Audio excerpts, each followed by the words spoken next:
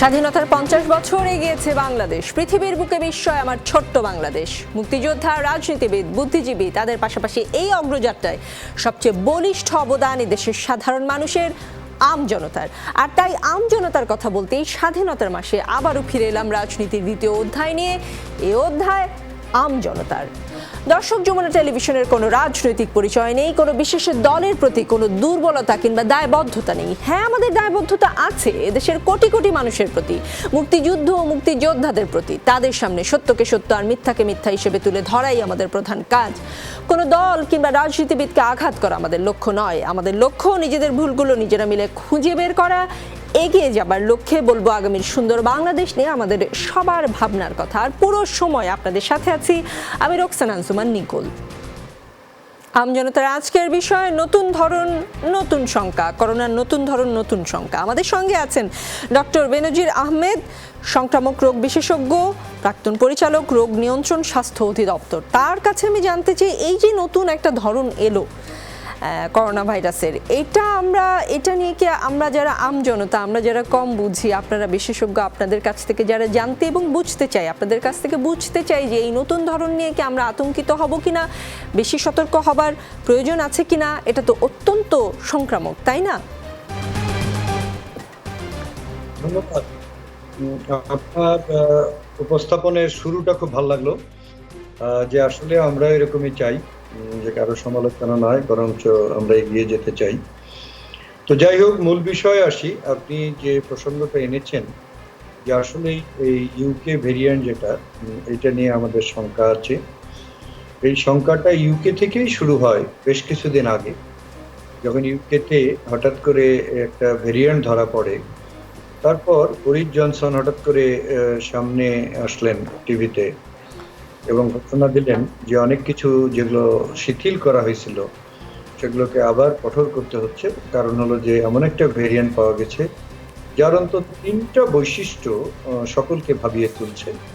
এর মধ্যে একটা হলো যে একটা মিউটেশন হয়েছে, মিউটেশনে ও হিউম্যান রিসেপ্টরে যে বাইন্ড করে ওই জায়গাটা একটা পরিবর্তন এনেছে, যার ফলে সহজে এখন বাইন্ড করতে পারে। মানে একটা ভাইরাস সংক্রমণের জন্য বাইন্ড করা খুব জরুরি একটা বিষয়। 2 নম্বর যেটা পাওয়া গেল, যেটা বেশি করে ছড়াচ্ছে, কিছু কিছু অঞ্চলে দেখা গেল ইউকের, যে সেখানে যত লোক আক্রান্ত তার 70-80% এই নতুন ভেরিয়েন্টটা দ্বারা। এইটা ভাবিয়ে তুললো যে কিভাবে সম্ভব এটা। তার মানে এই ভেরিয়েন্টটা অন্য ভেরিয়েন্টগুলোকে হারিয়ে দিয়েছে, তাদের জায়গা দখল করে নিয়েছে। তৃতীয় আরেকটা বিষয় হলো যে আমরা শিশুদের করোনা একটু কম হবে, তেমন হবে না, এরকম একটা স্বস্তির জায়গায় ছিল। কারণ শিশুদের ওই রিসেপ্টর একটু কম থাকে এই ভাইরাসটা বাইন্ড করার জন্য। কিন্তু যেহেতু এটা সহজে বাইন্ড করতে পারে, সুতরাং দেখা গেল শিশুদের মধ্যে ওটা সংক্রমণ করতে পারে। এই 3টা বিষয় নিয়ে ইউরোপে বা ইউকেতে যে সংখ্যা শুরু হলো, সেটা সমুদ্র পেরিয়ে যুক্তরাজ্যে গেছে এবং সেটা সম্প্রতি ওই সমুদ্র পেরিয়ে 7 সমুদ্র 13 নদী পেরিয়ে আমাদের উপমহাদেশেও এসেছে। এটা ভারতে ঘটেছে ঘটনা, এটা বাংলাদেশেও এসেছে। এবং যেহেতু এই ভেরিয়েন্টটা আবার ছড়াতে পারে বেশি করে, আমাদের যেহেতু শীতের সময় সংক্রমণ কমে গিয়েছিল, আমরা একটা স্বস্তির জায়গায় গিয়েছিলাম, আমরা নানা ধরনের সামাজিক কর্মকাণ্ড বাড়িয়ে দিচ্ছিলাম, মেলামেশা আমরা আবার সেটা শুরু করছিলাম। তখন এসে একটা ধাক্কা খেলাম যে এই ভেরিয়েন্টটা বাংলাদেশে এসেছে। এবং পাশাপাশি আমরা গত কিছুদিন থেকে দেখছি যে আমাদের সংক্রমণের একটা ঊর্ধ্ব গতি। এই দুটো মিলিয়ে আসলেই আমাদের একটা শঙ্কা নিয়ে গিয়েছে যে করোনা পরিস্থিতিটা আবারও আমাদের দেশে খারাপ হতে যাচ্ছে কিনা। জি, আমাদের সঙ্গে অধ্যাপক ডাক্তার এম এ আজিজ আছেন, তিনি স্বাধীনতা চিকিৎসক পরিষদের মহাসচিব।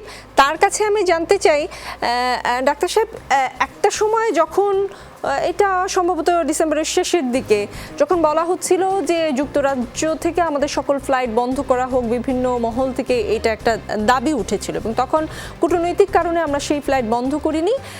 এখন আজকে এই যে আজকে মার্চের এগারো তারিখ এসে দেখা গেল আমরা এখন এক ধরনের আতঙ্কের মধ্যে। আমাদেরকে স্বাস্থ্যমন্ত্রী বললেন যে আমরা আসলে খুবই বাড়াবাড়ি করছি, আমরা সামাজিকভাবে বিভিন্ন অনুষ্ঠানে যাচ্ছি, আমাদের এখন এক ধরনের মানে আতঙ্কিত হবার মতো আবার একটা অবস্থা চলে আসছে।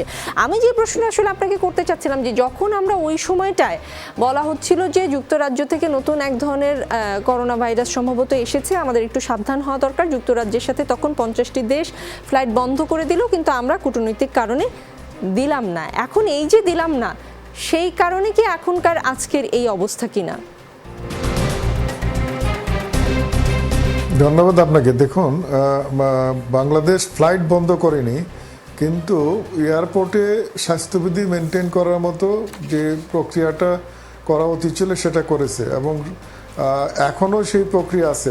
আমাদের এখনও 7 দিন, যারা ইউকের থেকে আসে 7 দিন কোয়ারেন্টাইনে থাকতে হয়, সেই প্রক্রিয়া মেনটেন করা হচ্ছে। কিন্তু ইম্পর্টেন্ট হলো যে আমাদের যে নতুন ধরনের ভ্যারিয়েন্টের ব্যাপারে যে শঙ্কার কথাটা হচ্ছে, শঙ্কা আমাদের আছে ঠিকই, কিন্তু এখনকার আমাদের দেশে যে শনাক্তের গতি যে ঊর্ধ্বমুখী, এইটা এখনও এটা কি নতুন এই ভেরিয়েন্টের জন্য, নাকি আগের যে ওয়েব আছে সেটাই লোকজন স্বাস্থ্যবিধি মানছে না এই কারণে বাড়ছে, নাকি নতুন কোনো ওয়েব, এটা কিন্তু এখনও সুনির্দিষ্ট বলা যাচ্ছে না। নতুন ভেরিয়েন্ট এটা বলা যাচ্ছে না। আমাদের এই এশিয়ান রিজনে জাপান, ফিলিপাইন, মালয়েশিয়া, ইন্ডিয়া, বাংলাদেশেও আমরা শনাক্ত করতে পেরেছি। সুতরাং এই চ্যাপ্টারগুলোতে আমাদের ইউকে, ব্রাজিল, সাউথ আফ্রিকার যে অবস্থা সেরকম আমরা দেখতে পাই না। সুতরাং আমার মনে হয় সরকার সতর্কতা অবস্থায় আছে। এয়ারপোর্টগুলোতে এখন স্বাস্থ্য মন্ত্রণালয় এবং অধিদপ্তর স্বাস্থ্য সেবা বিভাগ যে সমস্ত পদক্ষেপ নেওয়ার দরকার সেগুলোও নিচ্ছে। নতুনভাবে বিধিনিষেধ আরোপ করার জন্য সরকার এগোচ্ছে। আমার মনে হয় যে এখন যে লোকজন 2 মাস আমাদের করোনার এই সময়টা কম ছিল, মানুষ একটা রিল্যাক্টেন্ট পর্যায়ে চলে গেছিল, ভ্যাকসিনেশন প্রোগ্রামও শুরু হয়েছিল, সেই প্রেক্ষাপটে এখন আবার নতুনভাবে আমাদের এই স্বাস্থ্যবিধি মেনে চলতে হবে। আগের মতো আমরা যখন দেখেছি যে এই অভিযান, ভ্রাম্যমাণ অভিযান চলছিল, তখন কিন্তু অনেকে মাস্ক পরা শুরু করেছিল। আবার প্রয়োজন হলে সেই ভ্রাম্যমাণ আদালত চালু করতে হবে। সেই অবস্থায় যাওয়ার মতো আসলে সেই যে লকডাউন, সেই অবস্থায় যাওয়ার মতো বাস্তবতা আছে কিনা সেটাও যেমন ভাবতে হবে ডাক্তার এম এ আজিজ, সেটা ভাববার বিষয় আছে। তবে হ্যাঁ, মাস্ক পরাটা খুবই জরুরি। আমি একটু, আপনি বলছিলেন যে যারা দেশের বাইরে থেকে এসেছে তাদের ব্যাপারে এয়ারপোর্ট থেকে ব্যবস্থা গ্রহণ করা হবে বা কোয়ারেন্টাইন ঠিকঠাকভাবে মানা হবে। সেই মানাটা কেমনভাবে হয়েছে সেইটা একটু আমাদের সিলেটের স্টাফ করেসপন্ডেন্ট মাইদুল ইসলাম রাসেল আছেন আমাদের সঙ্গে, তার কাছে আমি একটু জানতে চাই। মূলত যেটা দেখা গেছে যে যুক্তরাজ্য থেকে যে ফ্লাইটগুলো এসেছে সেটা তো আসলে সিলেটে এসেছে, লন্ডন থেকে কিছু লোকজন, সেখান থেকেই এই নতুন যে স্ট্রেইনটা সেটা পাওয়া গেছে বা সেটা পাওয়ার ব্যাপারে কথাবার্তা হচ্ছে। তাহলে যাদেরকে কোয়ারেন্টাইনে থাকার কথা বলা হচ্ছিল তারা কি ঠিকঠাক মতো কোয়ারেন্টাইনে ছিলেন, রাসেল?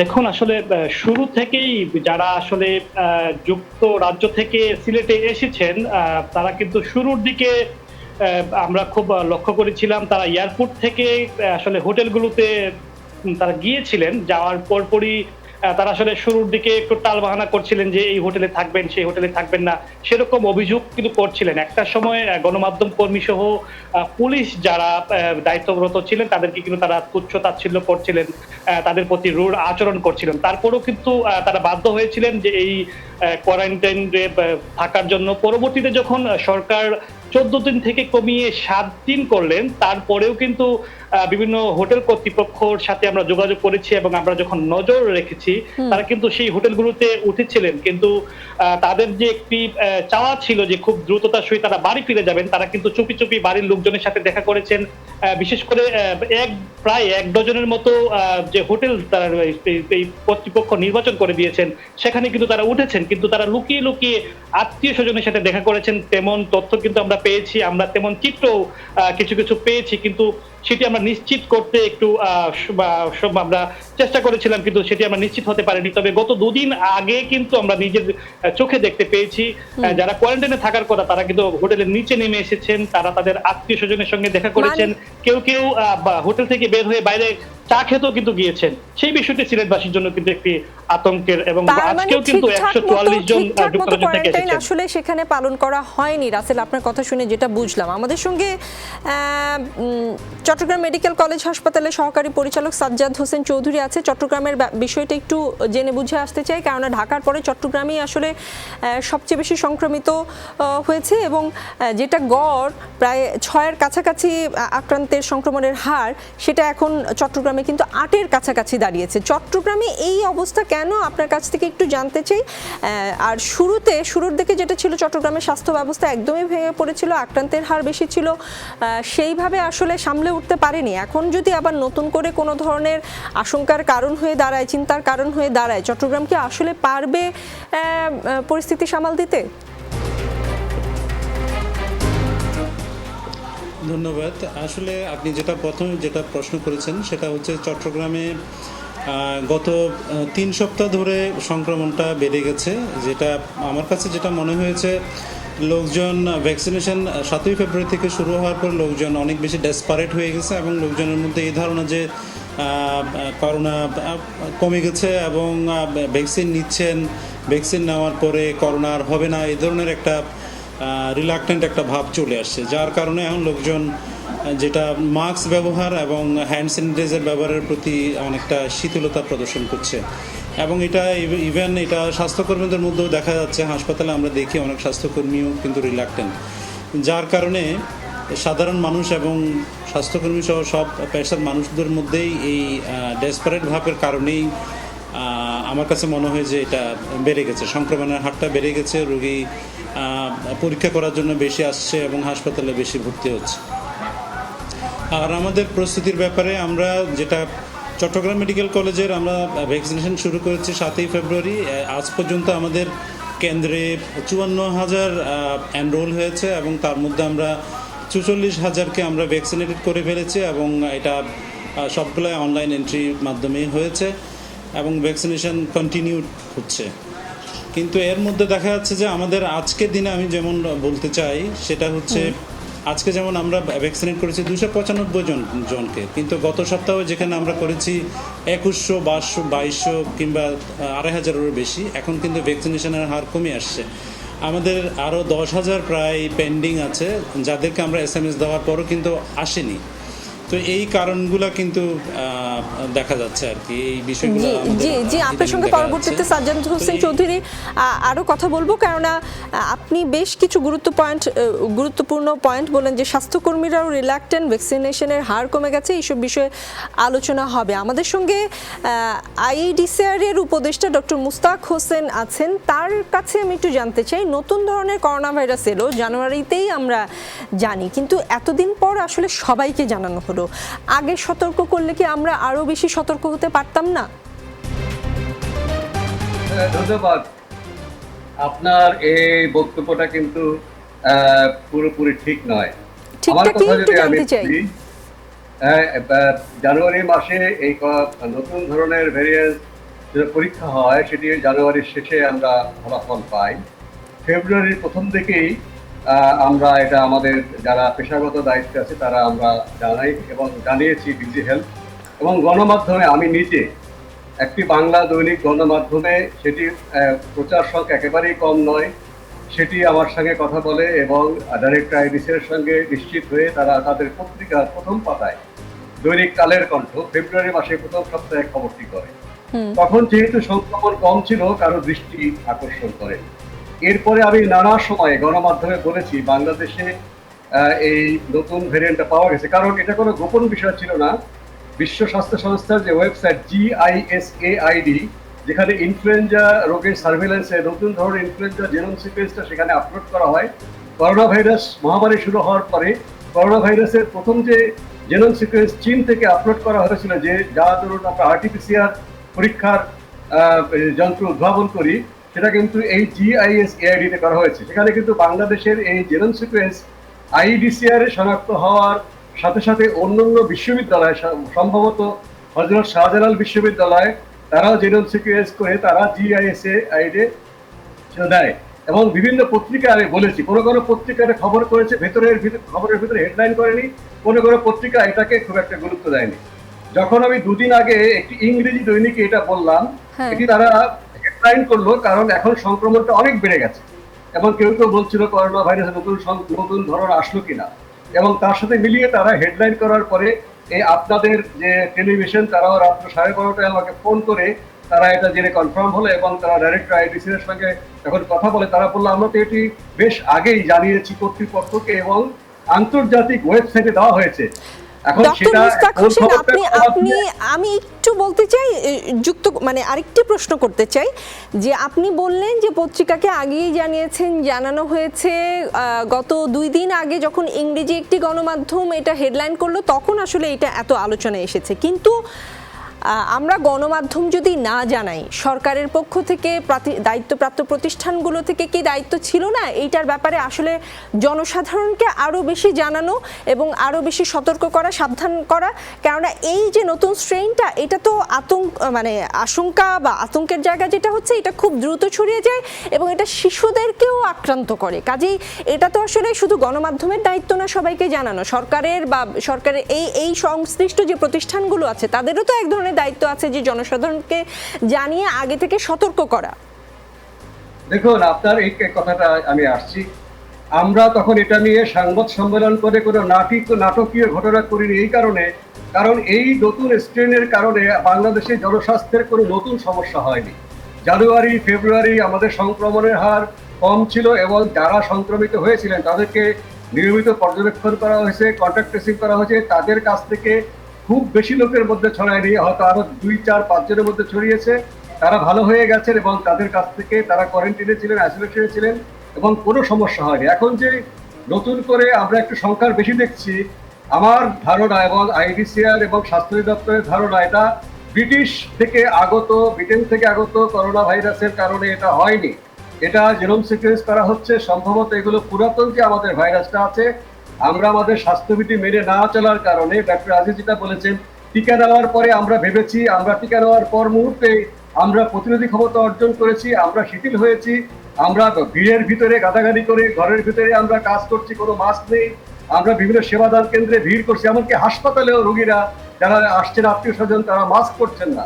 আমাদের এই শিথিলতার কারণে বাড়ছে পৃথিবীর প্রতিটি দেশেই, যেখানে করোনা ভাইরাস সংক্রমণ কমে গিয়েছে সেখানেই শিথিলতা আসছে। বাংলাদেশ এখন একাই নয়, চীনের মতো জায়গা, যে নিউজিল্যান্ড কিংবা কম্বোডিয়া বা থাইল্যান্ডে তারা সংক্রমণ শূন্য পর্যায়ে ছিল কয়েক মাস ধরে, শিথিল হয়েছে যখনই তারা, কারণ জীবনের ধর্ম এটা, শিথিল হয়েছে, তারা ভেবেছে হবে না আর করোনা, সেখানে আবার হয়েছে করোনা।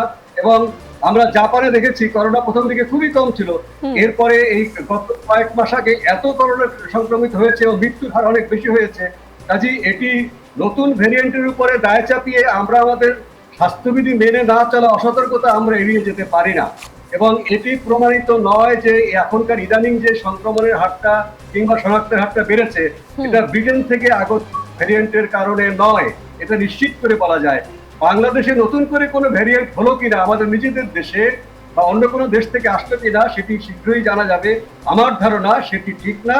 আমাদের নিজেদের দেশের আমাদের যে সংক্রমণের পরিস্থিতি, সেটি আমরা নিয়ন্ত্রণ করবার জন্য আমাদেরকে কাজ করতে হবে। শুধুমাত্র বিমানবন্দরের যাত্রীদেরকে আপনি 7 দিন হোটেলে কোয়ারেন্টাইন করে এটি করা যাবে না। বাংলাদেশের ভেতরে যারা শনাক্ত হচ্ছেন এখন প্রতিদিন 1000, তাদেরকে কি আমরা আইসোলেশন করছি? তাদের সাথে লোকদেরকে আমরা কোয়ারেন্টাইন করছি?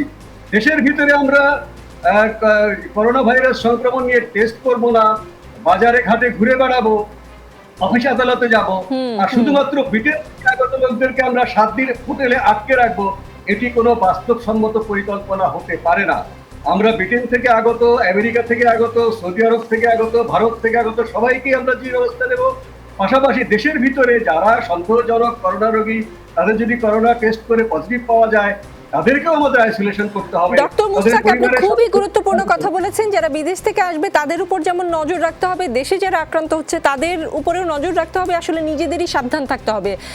আমার আশেপাশের মানুষের কি বলবো, ভালোর জন্যই আমার নিজেকে আইসোলেশনে রাখতে হবে বা থাকতে হবে। ডক্টর বেনজির আহমেদ, আপনার কাছে একটা বিষয় আমি পরিষ্কার বুঝতে চাই। এই যে নতুন ধরনের ভাইরাস, যেটা নিয়ে আমরা হঠাৎ করেই একটু আতঙ্কিত মনে হয় হয়েই গেলাম, এতে আক্রান্ত হলে কি নতুন কোনো লক্ষণ, মানে আমরা তো এমনিতে জানি সাধারণ আমাদের করোনা হলে কি হয়, জ্বর, কাশি, গলা ব্যথা, কিছু লক্ষণ যেটা আমরা ইতিমধ্যেই বুঝে গেছি, জেনে গেছি। এইটাতে কি নতুন কোনো লক্ষণ হবে, বা যে আক্রান্ত হচ্ছেন নতুন ধরনের করোনায় তিনি কি বুঝতে পারবেন যে আমার হলো কিনা, মানে অন্য কোনো তফাৎ আছে নাকি, নাকি একই রকম, শুধু ক্ষতি করবে বা দ্রুত ছড়াবে এইরকম? ধন্যবাদ। এগুলো এখনো একেবারে যে খুব ভালো চিত্র বেরিয়ে এসছে তা না, কারণ এটা মাত্র কয়েক মাস হলো এই ভাইরাসটা দেখা যাচ্ছে। হয়তো আরো আমাদের তবে একটা জিনিস পাওয়া গিয়েছে যে সিভিয়ারিটিতে এইটা মানে মারাত্মক ধরনের লক্ষণ হওয়া সম্ভবত এর সঙ্গে এটার একটা সম্পর্ক আছে। ব্রিটেনের কোনো কোনো জায়গায় কোনো কোনো এলাকাতে এইটা একটা যে সিগনিফিক্যান্ট একটা পাওয়া গিয়েছে সম্পর্ক এই ভেরিয়েন্ট এবং সিভিয়ারিটি অফ দ্য ডিজিজ। তাছাড়া একেবারেই শুধু লক্ষণ দেখে এটা বলা মুশকিল। লক্ষণের সাথে রোগতাত্ত্বিক যে সংযোগ, আমরা যেটাকে এপিডেমিওলজিক্যাল লিঙ্ক বলি, সেইটা আমাদের ধর্তব্যে আনতে হবে। যেমন ধরেন যে যুক্তরাজ্য থেকে কোনো লোক এসছে বা বাইরে থেকে লোক এসছে, এরকম কোনো আক্রান্ত ব্যক্তির সংস্পর্শে আমাদের স্থানীয় কোনো ব্যক্তি যদি এসে আক্রান্ত হন, তাহলে সেটা একটা রোগতাত্ত্বিক সংযোগ পাওয়া গেল। সেক্ষেত্রে তার এই ভেরিয়েন্টটা দ্বারা হয়েছে, এইটা আমাদের তখন ভাবতে হবে। আমি একটু ডক্টর মোস্তাক যে কথাগুলো বললেন, আমি দু একটা পয়েন্ট একটু ওখানে একটু কথা মানে অ্যাড করতে চাই। সেটা হলো যে অনেক সময় আপনাদের কথা শুনে মনে হয় যে চুরি যেই করুক কেষ্ট ব্যাটাই চোর, মানে এরকম একটা অবস্থা হচ্ছে যে যে কারণেই করোনা বাড়ুক না কেন জনগণই দায়ী। এই একটা বিষয় আমি আপনাদের এই কথাবার্তায় দেখছি যে সরকারের যেন কোনো দায় নেই এখানে, এইটা কিন্তু ঠিক না। আর আপনি যেটা বললেন যে জানুয়ারিতে আসছে, আপনি ঘোষণা করছেন, আপনি যদি সরকারের মুখপাত্র হন এই করোনার বিষয়ে তাহলে ফাইন, কিন্তু আমরা সেটা হয়তো জানি না, হতেও পারেন আপনি, কিন্তু আপনি করছেন এটা যথেষ্ট নয়, এবং শুধু ঘোষণাই যথেষ্ট নয়। আপনি যদি খেয়াল করে থাকেন, বরিস জনসন উনি মুহূর্তে এসে গেলেন, যখন অনেকেই বলতেছিলেন এটা এখন বলা ঠিক কিনা যে এই ভেরিয়েন্টটা আসছে, এটা আমাদের জন্য শঙ্কার, কিন্তু উনি কিন্তু এসে বলেছিলেন। তো এটা দরকার ছিল যে দায়িত্বশীল কোনো ব্যক্তির পক্ষ থেকে এটা এমনভাবে বলা, এবং শুধু বলার জন্য বলা না, বরঞ্চ সেখান থেকে আমরা কিছু সতর্কতা নিলে তো আর কোনো ক্ষতি নেই। এই যে কোয়ারেন্টাইনের কথা, আমি এটার নাম দিয়েছি মশকরা কোয়ারেন্টাইন, মানে কোয়ারেন্টাইনের নামে এক ধরনের মশকরা করা। আপনি খুব ভালো করে জানেন, আমিও জানি, যেটার ইনকিউবেশন পিরিয়ড 14 দিন।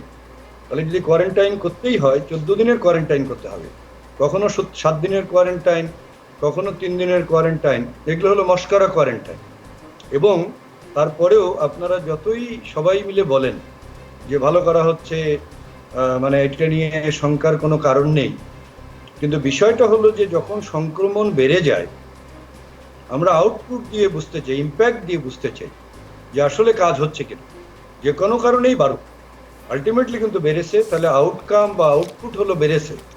এখন সরকারের দায়িত্ব হলো যাতে এটা না বাড়ে, তার যথার্থ ব্যবস্থা নেয়। এই যে লোকজনকে দোষারোপ করি আমরা যে যথেচ্ছ ব্যবহার করে, নির্বাচন কারা আয়োজন করে? জনগণ নির্বাচন আয়োজন করে না সরকার নির্বাচন দেয়? একটা নির্বাচনে কি কর্মকাণ্ড হয়, এখানে প্রচার প্রচারণা কিভাবে হয়? আপনি একজন বড় নেতা ছিলেন আমাদের, আপনি জানেন যখন আমরা স্লোগান দেই, তখন যে ফোর্সে আমরা স্লোগান দেই, এতে প্রজেক্টাইল তৈরি হয়। এর মধ্যে একটা লোক যদি আক্রান্ত থাকে তিনি এটা অনেকের মধ্যে ছড়াতে পারেন। তাহলে নির্বাচনটা কে আয়োজন করেছে? এটা কি জনগণ করেছে? এগুলো একটু বলতে হবে দয়া করে। মানে শুধু সব সময় ডক্টর বেনজির আহমেদ কিছুই কিন্তু আসলে বন্ধ হয়নি। রাজনৈতিক সভা সমাবেশ, নির্বাচন, সামাজিক আচার অনুষ্ঠান সবই আসলে চলছে। দায় কার তার সেটা খুঁজে বের করা তো জরুরি কিছু কিছু ক্ষেত্রে, কিন্তু শেষ পর্যন্ত ভোগান্তি কিন্তু আম জনতারই হচ্ছে। আমাদের সঙ্গে আরেকজন অতিথি আছেন ডক্টর জাহিদুর রহমান, তিনি নাগরিক ঐক্যের কেন্দ্রীয় নেতা। তার কাছে আমি একটু জানতে চাই, স্বাস্থ্যমন্ত্রী আজ বলেছেন ভ্যাকসিন নিয়ে আমরা আরও বেশি, ভ্যাকসিন নেওয়ার পরে আমরা আরও বেশি বেপরোয়া হয়ে গেছি, অনেক বেশি সামাজিক অনুষ্ঠান করছি, আমাদের সামাজিকতা আচার অনুষ্ঠান মানে আমাদেরকে একদম বিপদে ফেলে দিয়েছে। আসলে ওনার কথা শুনে আজকে এমনটাই মনে হয়েছে। এই যে আমরা এত আচার অনুষ্ঠান করতে গিয়ে, নির্বাচন করতে গিয়ে, রাজনৈতিক সমাবেশও কিন্তু সমান তালেই চলছে, কোনো দলেরই আসলে রাজনৈতিক সমাবেশ বন্ধ নেই, সবাই করছে, নতুন উদ্যমে করছে। এই অবস্থায় আসলে আপনি শুনলেন যে সব দোষ যেভাবেই হোক, সব দোষই আসলে কেষ্ট ব্যাটার কিনা, মানে জনগণের কিনা, জনগণের ভুলেই এরকম হলো কিনা?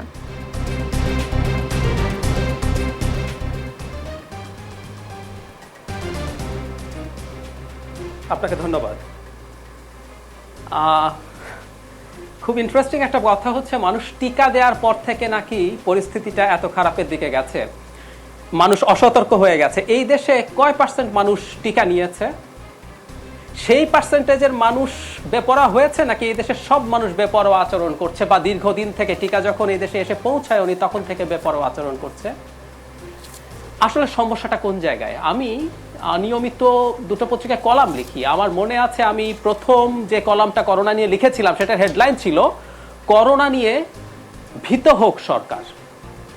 উদ্দেশ্য ছিল এটা বলা যে করোনা রোগটা নিয়ে জনগণ ঠিক মতো চলতে পারবে, জনগণ ঠিক মতো করোনা থেকে বেঁচে থাকতে পারবে যদি সরকার অন্তত ভীত হয়, এবং ভীত হয়ে সেটার মতো করে কেউ এটাকে ইউফেমিস্টিকলি সতর্ক বলতে পারেন হয়ে তারা স্টেপ নেয়। কিন্তু সরকার প্রথম থেকে কোনো দিনও এই পদক্ষেপগুলো নেননি। আসলে আমরা না খুব বলছি এটা করা উচিত, ওটা করা উচিত, কোয়ারেন্টিন 14 দিন করা উচিত, কে না জানে, কিন্তু এখানেও আমরা 7 দিন কোয়ারেন্টিন করা হচ্ছে এই এক্সাম্পল দিতে দেখছি।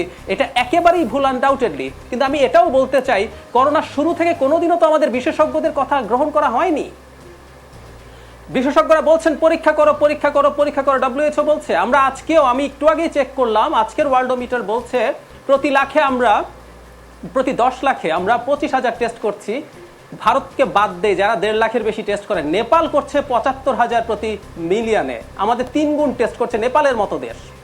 বা এই যে আমরা টেস্ট করছি, টেস্ট ছাড়াই আমরা বলে দিচ্ছি যথেষ্ট ডেটা ছাড়া যে না আমি বিশ্বাস করি এটা ইউকে ভ্যারিয়েন্ট না। খেয়াল করুন, এটা ইউকে ভ্যারিয়েন্ট না বা হ্যাঁ সেটা প্রশ্ন না। যখন ইউকেতে এই ভ্যারিয়েন্ট ধরা পড়ে, আমাদের পার্শ্ববর্তী ভারত পাকিস্তান ফ্লাইট বন্ধ করে দিয়েছিল। ওখানে কি কোনো মানুষজন নেই যারা করোনা নিয়ে তথ্য দিতে পারে? নাকি আমাদের বিশেষজ্ঞরা যা মনে করছেন সব চললে 7 দিন থাকলে সব কিছু ঠিক হয়ে যাবে?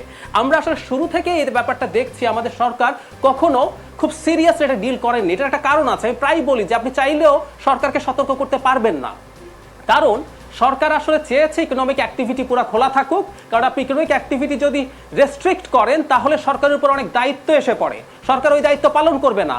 খেয়াল করবেন, কিছুদিন আগে সরকার খুব ক্যাম্পেইন করলো, করোনার মধ্যে যেসব দেশ ভালো ফাইট করেছে তার মধ্যে ব্লুমবার্গ বাংলাদেশকে তালিকাভুক্ত করেছে।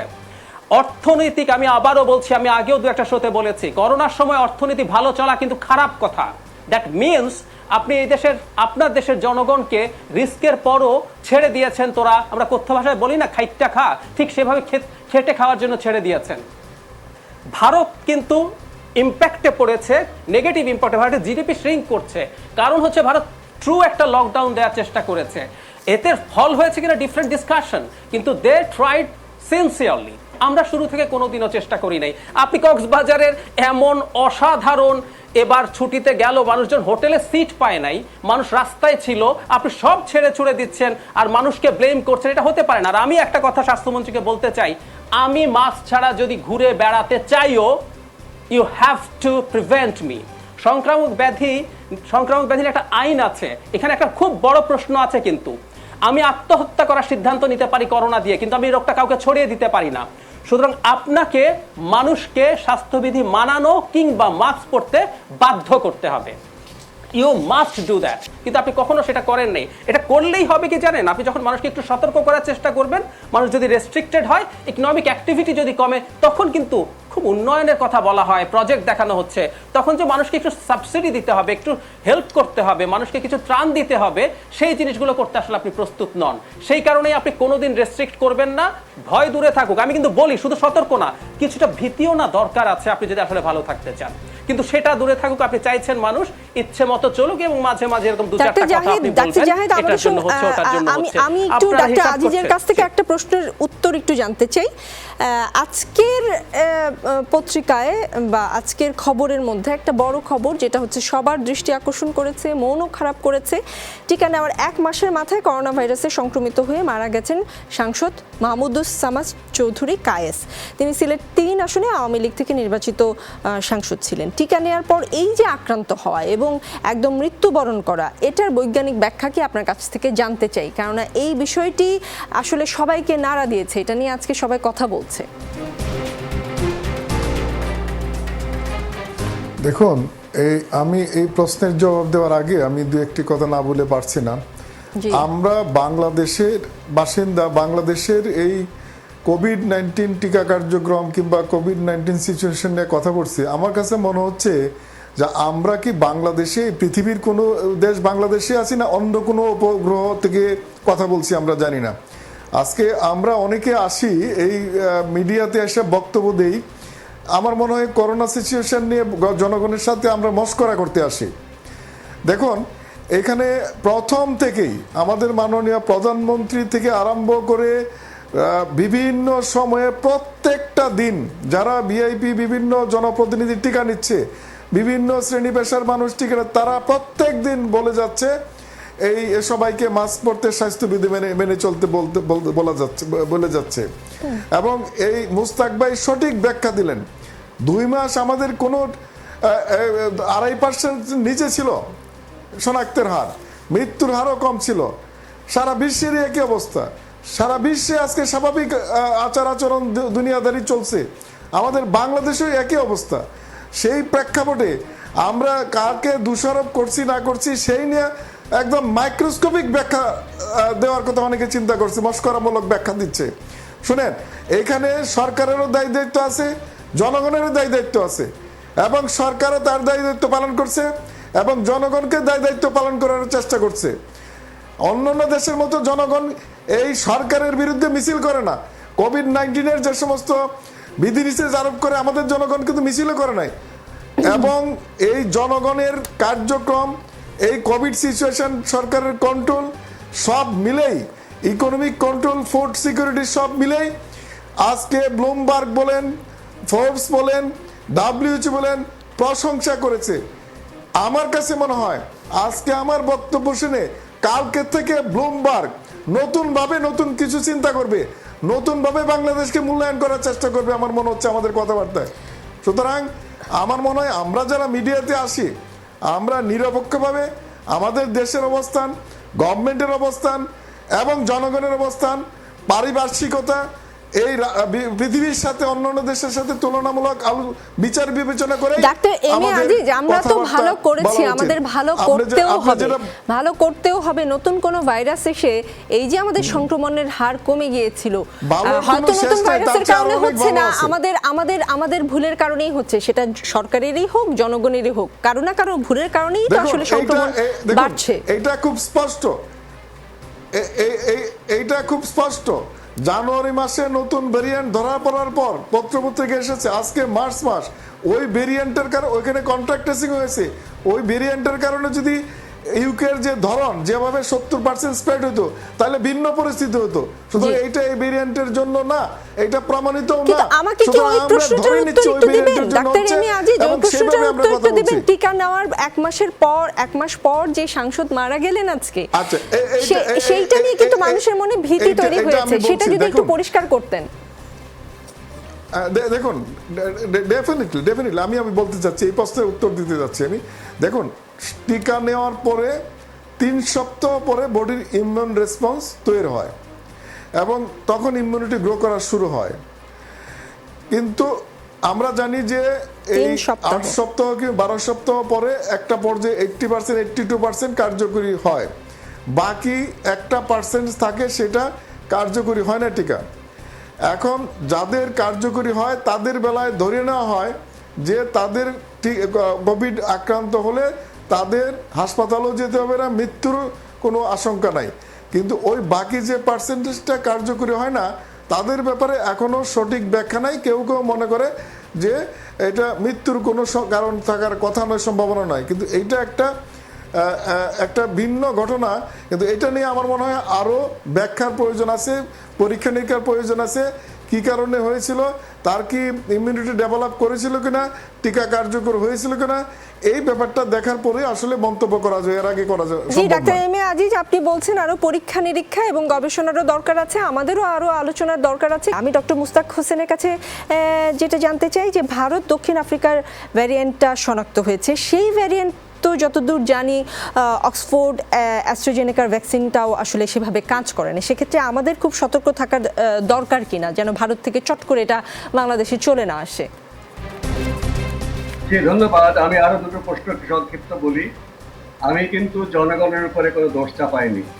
আমাদের এখানে করোনা ভাইরাসের সংক্রমণের প্রথম থেকেই কোনো বিশেষ ব্যক্তি আমরা বিদেশের উপর দোষ চাপাচ্ছি। বিদেশ থেকে আসছে তাদেরকে কেন টানা কার্ফিউ দেওয়া হলো না, তাদেরকে কেন বেঁধে রাখা হলো না, এটা করে আমার নিজেদের দায়িত্ব এড়িয়ে যাচ্ছে, সেটা সরকারি হোক আর জনগণই হোক। আমি সেটাই বলেছি যে করোনা ভাইরাসের ভেরিয়েন্ট বিদেশ থেকে আসছে। আপনি যে প্রশ্নটা করলেন, সব বিদেশ, আমাদের দেশেও তো মিউটেশন হয়েছে, অবশ্য কোনোটাই কোনো মারাত্মক ক্ষতিকর হয়নি। আমি সেটি অবশ্যই এখনো বলবো যে আমাদের নিজেদের দেশের দিকে নজর রাখা উচিত।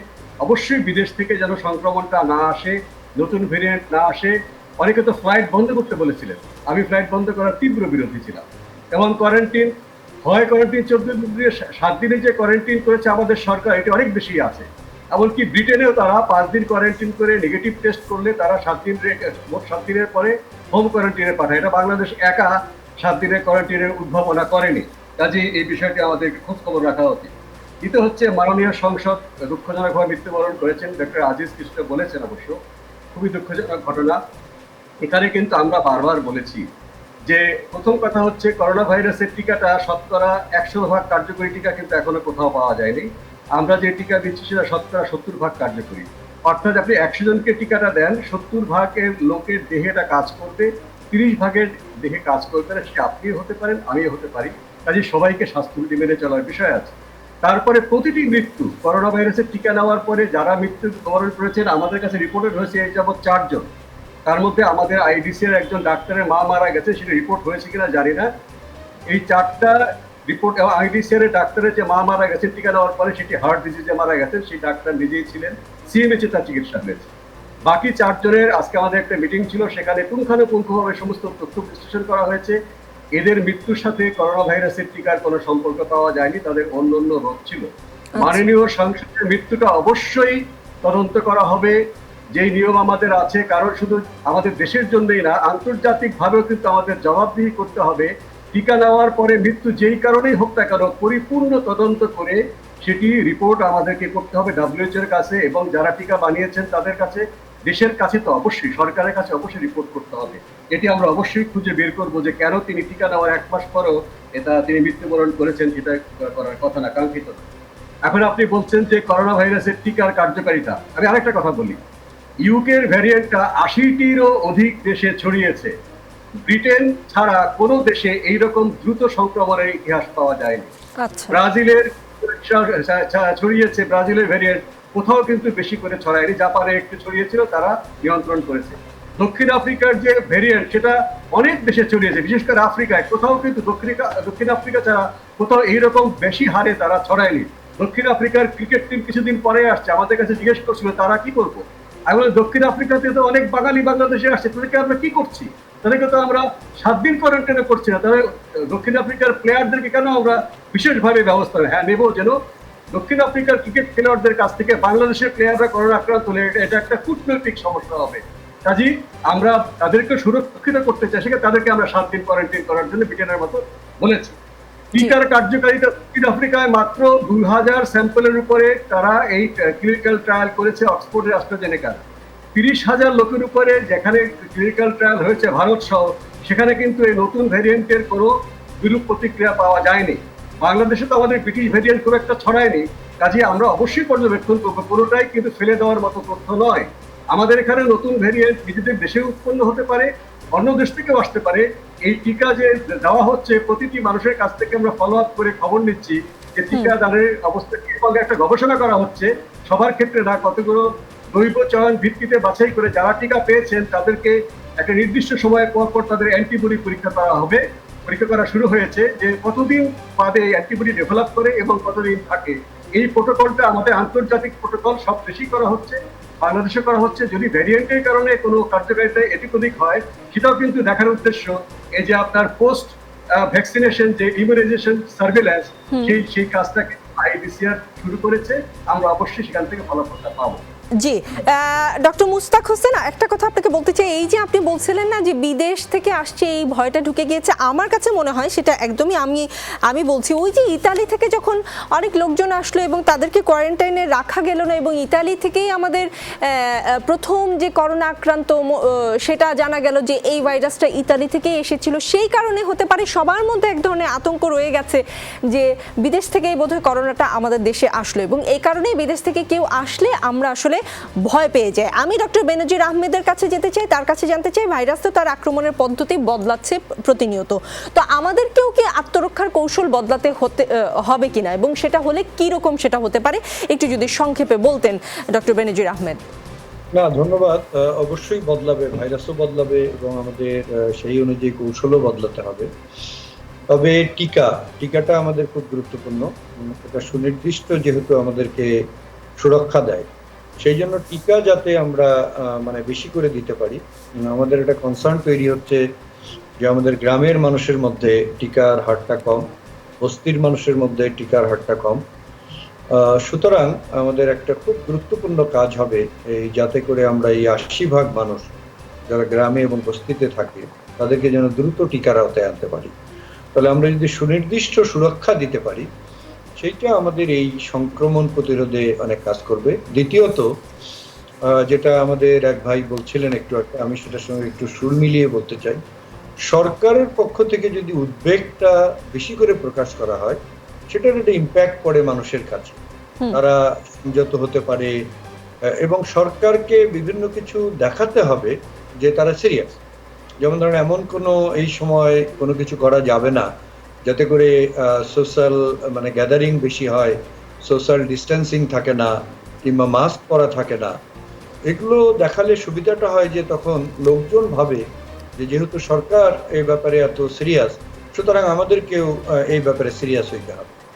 তো এগুলো, এই দুটো জিনিস যদি আমরা ঠিক মতো করি, অর্থাৎ একটা আমি বলছি টিকা, দ্বিতীয়ত বলছি সরকারের পক্ষ থেকে পদক্ষেপ, এবং সব ক্ষেত্রেই আগ বাড়িয়ে আমরা খুব ভালো করছি, আমাদের কোনো সমস্যা হবে না, এই অবস্থান থেকে সরে এসে বরঞ্চ একটু উদ্বেগটা নিয়ে জনগণ যাতে সাথে যুক্ত হয়, তাদের মধ্যে যাতে একটু ভয় থাকে, সেই চেষ্টাটা করতে হবে। ডক্টর বেনজির আহমেদ, ছোট করে আপনি আরেকটা প্রশ্নের আবার উত্তর দিবেন, সেটা হচ্ছে যে এই যে নতুন স্ট্রেন পাওয়া গিয়েছিল, এতে যে শিশুরা বেশি আক্রান্ত হয়েছে আমরা যুক্তরাজ্যে দেখেছি, আমাদের এখানে আমরা অভিভাবকরা এই খবর শোনার পর থেকে নিশ্চয়ই আতঙ্কিত, আমরা আমাদের উদ্বেগের কারণ হয়ে গেছে।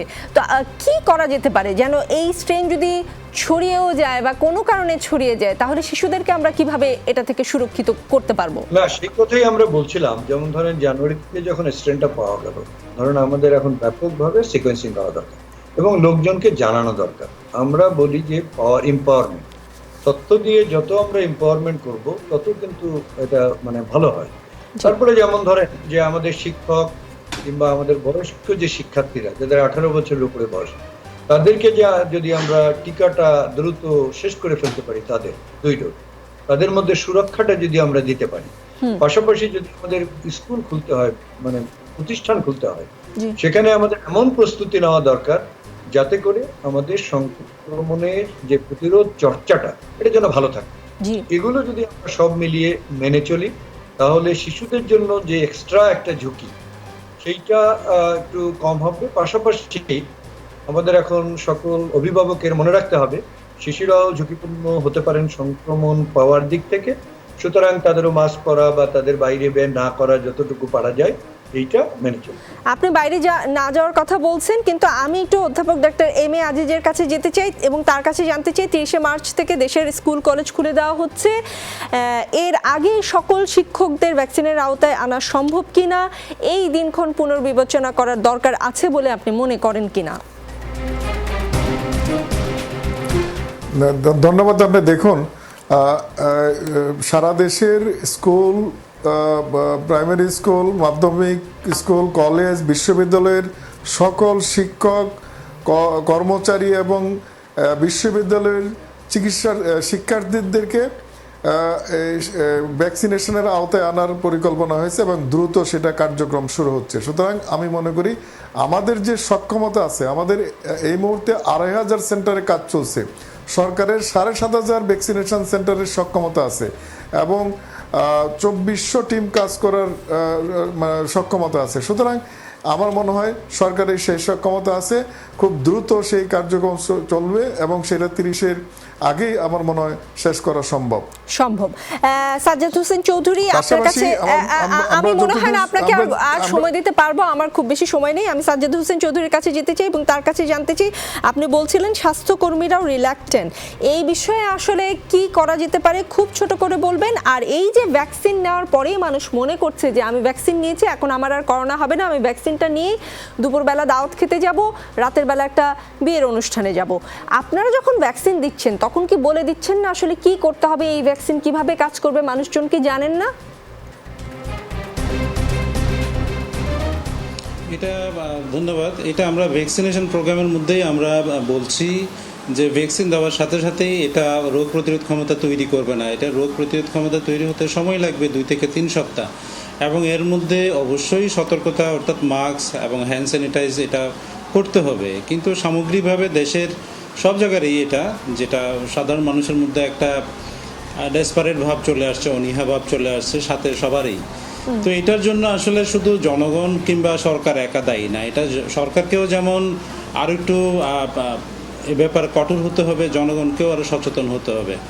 সুতরাং এটা এককভাবে কাউকে দায়ী করা ঠিক হবে না, সবাই মিলে সতর্ক হতে হবে, আপনি সেটা বলছেন। আমি ডাক্তার জাহিদের কাছে যেতে চাই এবং তার কাছে জানতে চাই, আপনি অনেকগুলো পয়েন্ট তুলে ধরেছেন, অনেকগুলো কি বলবো যে ভুল ভ্রান্তি কোথায় কোথায় কি শুদ্ধ করা যেতে পারতো।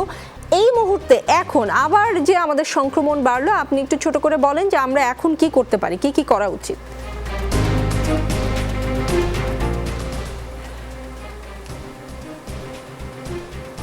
এখনো আমরা অদ্ভুত রকম ভুল করে যাচ্ছি। আমি একটা ভুল দিয়ে শুরু করে তারপর বলছি কি করা যেতে পারে। খেয়াল করুন, আমরা ভার্সিটি খোলার শর্ত হিসেবে বলছি আমরা 1.5 লক্ষ প্রায় স্টুডেন্টকে ভ্যাকসিন দেব। আমি এটার প্রতিবাদ করতে চাই। আমরা ভ্যাকসিন দেওয়া ছাড়া সবকিছু খুলে দিলাম। আমি এখানে অনেক বড় বড় ডক্টরস আছেন যারা সরকারের সাথেও কাজ করছেন, আমাদের যে দোকানের কর্মী মার্কেটে বদ্ধ জায়গায় কাজ করছেন, তার ঝুঁকি করোনার ক্ষেত্রে একজন ছাত্রের চেয়ে অনেক বেশি। 2 নম্বর হচ্ছে ছাত্রের যে বয়স সীমা, তারা যদি আমি থিওরিটিক্যালি ধরে নিচ্ছি যে করোনা তাদের যদি হয়ও সেটা জটিল হবে, সেই সম্ভাবনা কম। আপনি যে 1.5 লক্ষ ভ্যাকসিন ইয়াং ছাত্রদেরকে দিচ্ছেন, যে ভ্যাকসিনটা বয়স্ক মানুষ পেতে পারত, আপনি তাকে বঞ্চিত করে এই ভ্যাকসিনটা এমন কাউকে দিচ্ছেন যার করোনা হলে জটিলতার ঝুঁকি অনেক অনেক কম। সো এই ধরনের ঘটনাগুলো ঘটছে, কিন্তু আপনি সব খুলে দিতে পারলেন, আপনি শিক্ষা প্রতিষ্ঠান খোলার জন্য টালবাহানা করছেন এবং এই ধরনের একটা শর্ত বলছেন, এবং আমাদের টিকার যে সিস্টেম সেটা পুরোটাই ঠিক ছিল না। আর একটা অদ্ভুত ব্যাপার দেখি আমরা যে ব্রিটেনে 7 দিন কোয়ারেন্টিন করে বাড়িতে গিয়ে হোম কোয়ারেন্টিন বলছে। আপনার রিপোর্টার একটু আগে বলেছে সিলেটে কি হয়েছে, হোটেলে থেকে কি হয়। এটা বাংলাদেশ। আমরা না এমন ভাবে কথা বলি যে আমাদের মনে হয় যে আমরা বাংলাদেশ সম্পর্কে জানি না। সেজন্যই বলছিলাম যে আমরা ওখানে কিভাবে করা হয়েছে সেটা না, বাংলাদেশ একেবারেই ডিফারেন্ট জায়গা, আমার এখানকার মানুষ ডিফারেন্ট, পরিবেশ ডিফারেন্ট, সেইভাবে কাজ করা দরকার। কি করা উচিত মানুষের জন্য সেটা আমি বলে শেষ করতে চাই। একসময় না আমাদের অনেক লম্বা চড়া আশা ছিল, এটা হবে ওটা হবে, এটা রেডি থাকবে, আইসিইউ থাকবে, অক্সিজেন থাকবে। অন্তত একটা জিনিস খুব ইম্পর্টেন্ট, সেটা হচ্ছে মানুষকে মাস্ক পরতে বাধ্য করা উচিত অ্যাট এনি কস্ট। আমি পড়তে না চাইলে আমাকে পড়ান। ওই যে প্রায় বলছেন আমরা সচেতন না হই। ধরুন আমি যদি সচেতন না হই, মাদক ব্যবসা নিয়ে আমি শুরু করি, সরকার আমাকে মাদক ব্যবসা করতে দেবে না, সে আমাকে থামাবে এবং আমাকে এটা বন্ধ করবে। মাস্ক না পরা সংক্রামক ব্যাধির এই সময় ইজ আ ক্রাইম, এবং আমাদের আইনে যথেষ্ট ক্ষমতা আছে সরকারের এইটা ইম্পোজ করার জন্য। কারণ আমি আরেকজনের মাস্ক না পরার জন্য করোনা হয়ে যদি মৃত্যুবরণ করি তার দায়ভার সরকারকে কিন্তু নিতে হবে। সো অ্যাটলিস্ট আর কিছু সরকার করবে না, আমি আসলে এক্সপেক্ট করি না। সরকার অন্য কোয়ারেন্টাইন, কন্ট্রাক্ট ট্রেসিং এগুলো সব আকাশ কুসুম কথা। জাস্ট মাস্ক পরতে বাধ্য করা হোক, তাহলে হয়তো কিছুটা কন্ট্রোল অবস্থায় আমরা থাকতে পারবো। জি, ডক্টর মুস্তাকের কাছে আমি আরেকবার যেতে চাই এবং তার কাছে ডাক্তার জাহিদের এই পয়েন্টগুলো নিয়ে একটু তার দৃষ্টি আকর্ষণ করতে চাই। শুধু মাস্ক পড়তে পারলেও আমরা অনেকটা আসলে বেঁচে যাই এমন মনে করছেন ডাক্তার জাহিদ। ডক্টর মুস্তাক, আমাদের পক্ষে শুধু মাস্ক পড়তে বাধ্য করাটা তো মনে হয় খুব বেশি কঠিন না, তাই না? দেখুন, জাহিদ সাহেবের স্পিরিটের সঙ্গে আমি একাত্ম, কিন্তু আমার দৃষ্টিভঙ্গিটা একটু পাল্টানো দরকার। এই সংক্রমণ প্রতিরোধ আমাদের আইন আছে, আইনের উদ্দেশ্যটা হচ্ছে মানুষকে সম্পৃক্ত করে মানুষকে স্বাস্থ্যবিধি মানতে উদ্বুদ্ধ করা। যখন করোনা ভাইরাস মহামারী শুরু হলো তখন আপনি আইনের কঠোর প্রয়োগ করে সফল হয়েছেন এবং মানুষের মধ্যেও একটা ভয়ভীতি ছিল, তারা কথা বললেই ঘরে থেকেছে। 1 বছর হয়ে গেছে, আপনি কারফিউ দিবেন, গুলি করবেন, বেঁধে রাখবেন, বাধ্য করবেন, জরিমানা করবেন, এই অ্যাপ্রোচ থেকে আপনি এই জনস্বাস্থ্য সমস্যা মোকাবেলা করতে পারবেন না। জনগণকে সম্পৃক্ত করে তাদের সহায়তা দিতে হবে। একজন প্রান্তিক মানুষ, তিনি যদি একদিন কাজে না যান, তিনি না খেয়ে মারা যাবেন। তিনি যে করোনা ভাইরাসের সন্দেহে জ্বর হয়, তিনি আবার টাকা দিয়ে টেস্ট করবে, টাকা দিয়ে টেস্ট করা বন্ধ করো। আমাদের এই তাদেরকে আমি একটা কথা বলতে চাই ডক্টর মুস্তাক, আপনি আমাকে মিস্টার ডক্টর মুস্তাক, আপনি আমাকে মিসইন্টারপ্রিট করছেন। আমি এখন লকডাউন, কারফিউ এসবের কথা বলিনি। আমি বলেছি এখন সরকার তার ওই আইনের ক্ষমতা বলে অন্তত মাস্ক পরাটা বাধ্য। পুলিশের লাঠি দিয়ে করতে পারবেন না, পুলিশের লাঠি টিয়ার গ্যাস দিয়ে মানুষকে মাস্ক পরাতে পারবেন না। একজন প্রান্তিক মানুষ, তার প্রতিদিন যদি তার 500 টাকা হয়তো খেয়ে বাঁচতে পারে, সেখানে 100 টাকা দিয়ে 5টা মাস্ক কিনবে। আপনি তাকে মাস্ক বিতরণ করুন, সরকারকেও দিতে হবে, যারা সচ্ছল তারাও দিতে হবে। এইভাবে একটা সহায়তামূলক আমাদের প্রোগ্রাম নিতে হবে, যেখানে সরকারকে অবশ্যই দায়িত্ব পালন করতে হবে। সরকারকে শুধুমাত্র জরিমানা করেই শেষ করলে হবে না। এই যারা ম্যাজিস্ট্রেটরা মাস্ক বিলি করেছে, এটাই ছিল প্রথম এবং প্রধান কাজ। ডক্টর মুস্তাক, আমি আপনাকে আর সময় দিতে পারছি না। সরকার, জনগণ সবাই মিলেই আসলে এই মহামারীর মোকাবেলা করতে হবে। এটা একটা মহামারী, কার দোষ কার ভুল সেটা তো খুঁজে বের করতে হয়তো বা হবে, কিন্তু সবচেয়ে বড় যে কথা, সবাই মিলে আমরা করোনাকে মোকাবেলা করব। এখানে সকলের সহযোগিতা দরকার। আর আমজনতার সঙ্গেই থাকুন, আমজনতার শক্তি বড় শক্তি।